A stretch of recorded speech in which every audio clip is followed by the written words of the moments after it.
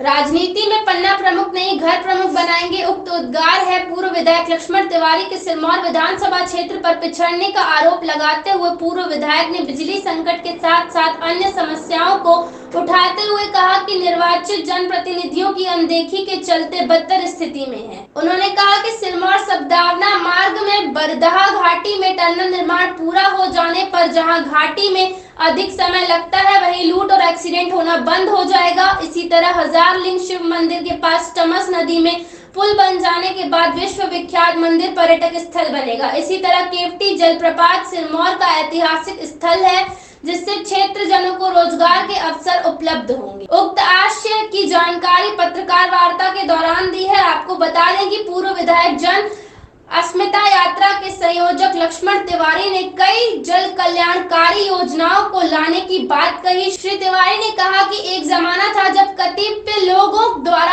आपत्तिजनक नारे लगाए जाते थे। मेरे राजनीतिक की शुरुआत दौरे में उन्हें मुंह तोड़ जवाब दिया था। इसी तरह अब पूर्व में मेरा निर्वाचन क्षेत्र मऊगंज रहा जिसे जिला बनाने की मांग में अग्रणी भूमिका निभाया था, जिसके चलते जिला घोषित हुआ। उन्होंने कहा कि अब विंध्य के पुनर्गठन की मांग हो अथवा प्लाट की स्थापना की मांग एक न एक दिन अवश्य मूर्त रूप लेगी। सिरमौर को धार्मिक, राजनीतिक, सामाजिक, आर्थिक व विकसित क्षेत्र बनाने का वादा करने वाले लक्ष्मण तिवारी ने आयोजित होने वाले विशाल संकल्प सम्मेलन के संबंध में क्या जानकारी दी है और किस तरह से जनप्रतिनिधियों को आड़े हाथों लिया है, आइए सुनाते हैं। बताइए प्रेस कॉन्फ्रेंस में क्या कहा। सबसे पहले तो ये नया वर्ष जो हमारे सांस्कृतिक धरोहर में है उसमें आप सब प्रेस वालों का हार्दिक स्वागत, अभिनंदन है।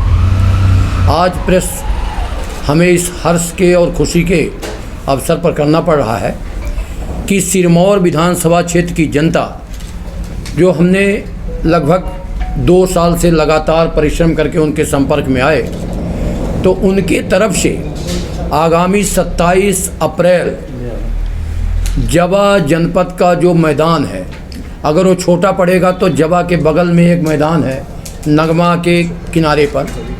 जिस तरह से अभी सूचनाएं मिल रही हैं कि जवा के इतिहास में और सिरमौर विधानसभा क्षेत्र के इतिहास में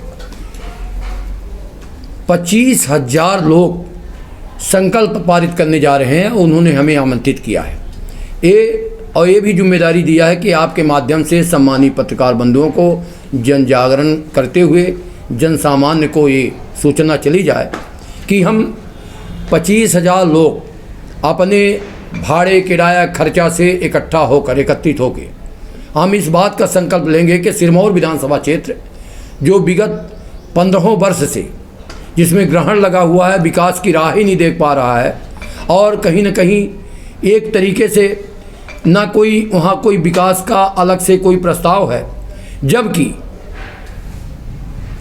हमारे यहाँ एक पहाड़ की दूरी से नीचे ऊपर घाट नीचे का मामला आ जाता है।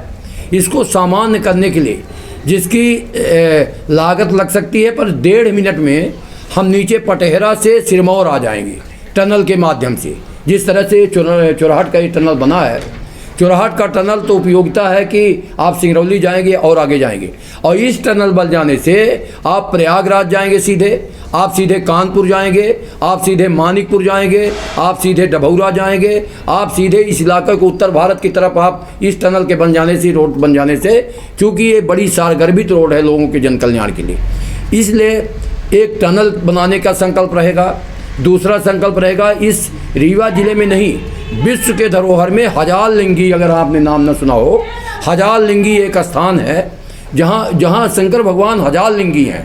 उसका दर्शन करने मात्र से, मगर नहीं किस कारणों से वो अभी पेंडेंसी में है, उसको हम जोन्हा से लेके एक जगह है मेन रोड से जोड़ते हुए एक ऐसा धार्मिक स्थल बनाएंगे जिसका दर्शन करने न केवल भारत के लोग बल्कि विदेशों में इसकी चर्चा हो जाए तो वो एक पर्यटन स्थल हो जाएगा।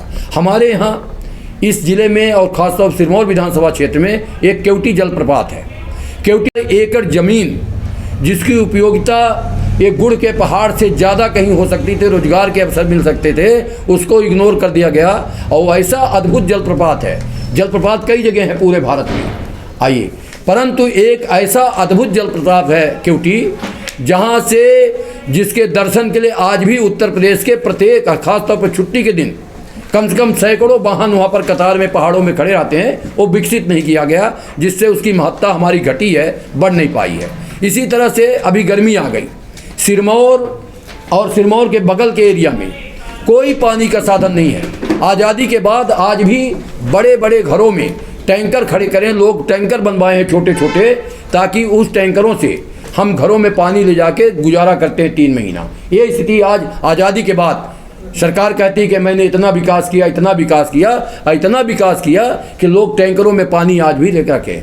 बहुत सारे नौजवानों के लिए काम नहीं है, बेरोजगारों के लिए काम नहीं है। अभी एक जिला पंचायत के सदस्य इस टेढ़े मेढ़े मोड़ और चढ़ाई के कारण और पहाड़ के कटिंग के कारण एक मोड़ पर अभी उनकी डेथ हो गई थी। और अगर ये टनल बन जाता है तो जहां हम 1.5 मिनट में हम पूरा ऊपर नीचे का मामला सॉल्व कर लेंगे, वहीं पर हमारी चोरी डकैती नहीं होगी। एक ज़माने में कभी ददुआ के नाम पर इस घाट में कोई रात में चल नहीं सकता था। हम सैकड़ों बंदूक के साथ जब हम आर्मी से आए तो हम गए थे और हमने कहा कि जहाँ भी ददुआ हो हम उसकी लड़ाई लड़ेंगे और मैदानी लड़ाई लड़ेंगे। ददुआ का नामो निशान मिट गया।